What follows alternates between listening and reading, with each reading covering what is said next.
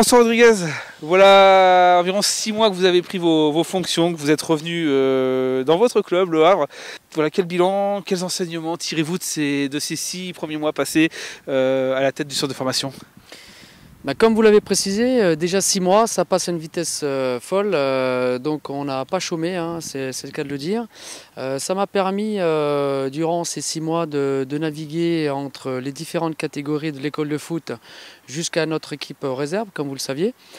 Et les bilans, bon, bien sûr, hein, il y a des choses sur lesquelles il va falloir qu'on évolue, notamment sur avoir une idée directrice pour toutes les catégories.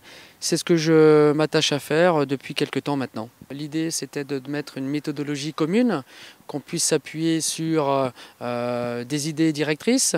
Ce que l'on a mis en place avec les éducateurs, parce qu'effectivement, moi j'ai amené des idées, et l'important c'était que chaque éducateur au sein du centre de formation puisse s'y adhérer. C'est ce qui est fait. Maintenant, depuis 2 mois, on peut dire qu'on atteint notre rythme de croisière où chacun a pu s'imprégner des nouvelles méthodes, des nouveaux process que j'ai mis en place. Et donc ça fonctionne plutôt très bien. J'espère atteindre globalement la plénitude de ce projet d'ici à peu près 6 mois. Alors il n'y a pas que du côté du sportif qu'il y a des modifications dans ce centre de formation du RAC, il y a également du côté des infrastructures. La cave est un petit peu vieillissante, elle va profiter de la Coupe du Monde féminine pour notamment se refaire un nouveau terrain ici à la cave, de nouvelles installations, peut-être même un éclairage. Écoutez, tout à fait, vous avez à mon sens mis le doigt sur ce qui me semble être le plus important aujourd'hui. Les gros clubs qui font de la formation sont dotés aujourd'hui d'un outil formation de dernier cri. Et aujourd'hui, vous l'avez précisé et je vous rejoins totalement, la cave est vieillissante.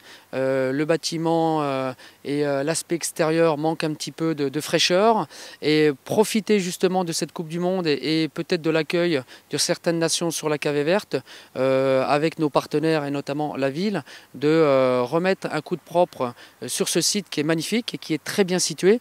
Donc on est en pleine réflexion, on étudie toutes les possibilités, mais en l'occurrence déjà de refaire le terrain d'honneur de la cave verte pour, j'espère, demain accueillir notre équipe réserve qui doit se déplacer aujourd'hui sur les différents stades aux alentours du Havre, et c'est aussi d'offrir un meilleur accueil à tous nos gamins qui sont demain susceptibles de sortir.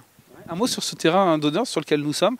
Il y a un élargissement, une mise aux normes au niveau des dimensions du terrain, et puis également une réfection totale de la surface. Exactement, il y a un réagrandissement du terrain, je dirais aussi un aménagement aussi pour accueillir des matchs en nocturne, puisqu'il y a comme projet de mettre des normes justement sur l'accueil d'un N2, parce que vous le savez peut-être pas, mais la N2 joue à 18 h et on est sujet lorsqu'on joue en hiver d'accueillir des matchs en diurne voire en nocturne. D'où la délocalisation de l'équipe réserve. Exactement, puisque vous le savez, notre équipe réserve joue quasiment tous les week-ends lorsqu'elle reçoit à Gonfreville. Un petit mot sur le départ de Denis Lavagne. Comment ça s'est passé? Il a été contacté pour retourner en Algérie, il a accepté le poste. Écoutez, ça a été aussi une surprise pour nous. Je pense qu'on avait trouvé un fonctionnement extrêmement intéressant avec un binôme qui avait des tâches très particulières. Les miennes plus focalisées sur le sportif, Denis sur tout ce qui était administratif.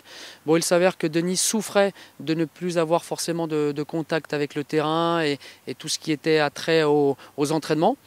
Il a saisi une opportunité qui peut-être ne se représentera plus, et il a décidé de nous quitter pour retrouver le terrain, en l'occurrence cette équipe de Constantine en Algérie.